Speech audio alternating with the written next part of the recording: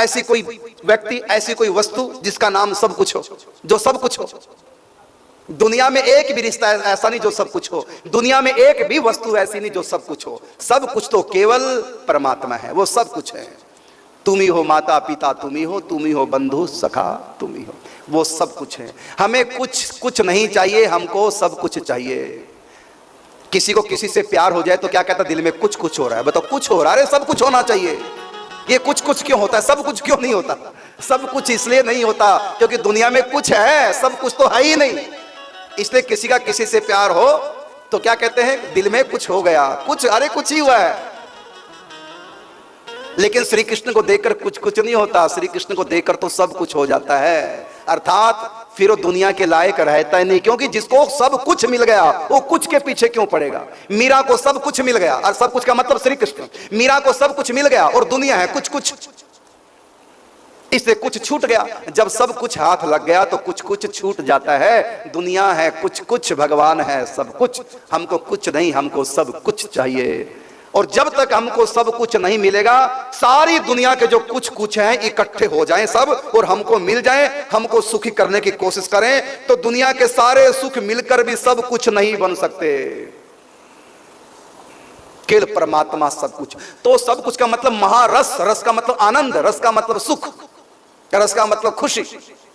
तो भगवान श्री कृष्ण का एक नाम है महारस, और उस रस लेने की जो क्रिया है उसका नाम है महारास। तो आज शरद पूर्णिमा है, आज का वो पावन दिवस जब भगवान ने सब कुछ अपना स्वरूप प्रकट किया।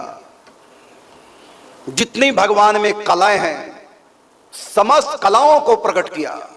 जितना परमात्मा में आर्ट है, सब आर्ट भगवान ने प्रकट किया। और सखियों के पास भी जो कुछ भी उनके पास आर्ट है परमात्मा का रसास्वादन करने के लिए, सब कुछ झोंक दिया श्री कृष्ण के ऊपर। ये वासना नहीं है, ध्यान रखना। ये राधा कृष्ण की, गोपी कृष्ण की जो महारास है, ये कोई स्त्री पुरुष जैसा मिलन जैसा सुख नहीं है, ये तो काम है। काम वासना प्रबल अति बांध्यो सब संसार, यह तनिक नहीं जाए सके कुंज महल के द्वार। ये वासना तो द्वार तक नहीं पहुंच सकती, भीतर तक कहां जाएगी। वहां काम वासना नहीं है, वहां पर शुद्ध प्रेम है। प्रेम ही रस है, प्रेम ही आनंद है। प्रेम से बढ़कर के कोई खुशी नहीं। इसलिए सूरदास ने गाया, सबसे ऊंची प्रेम सगाई, सबसे ऊंची, इससे बड़ा कोई सुख नहीं, इससे ऊंचा कोई संबंध नहीं, वह प्रेम का संबंध। ऐसी प्रीत बढ़ी वृंदावन, गोपियन नाच नचाई, सबसे ऊंची प्रेम सगाई। जो पूर्ण है, जो पूर्ण काम है, जो आप्त काम है, जिनको कुछ नहीं चाहिए, जो निष्काम है, वो परमात्मा भी प्रेम के भूखे हैं। भाव का भूखा हूं मैं, भाव ही एक सार है, और भाव से मुझे भजे तो भव से बेड़ा पार है। बांध लेते भक्त मुझे प्रेम की जंजीर में, इसलिए इस भूमि पर होता मेरा अवतार है। भाव का भूखा हूं मैं, भाव ही एक सार है, और भाव से मुझे भजे तो भव से बेड़ा पार। प्रेम की भूख परमात्मा को लगती है। लेकिन इस बात को केवल सनातन धर्मावलंबी ही जानते हैं।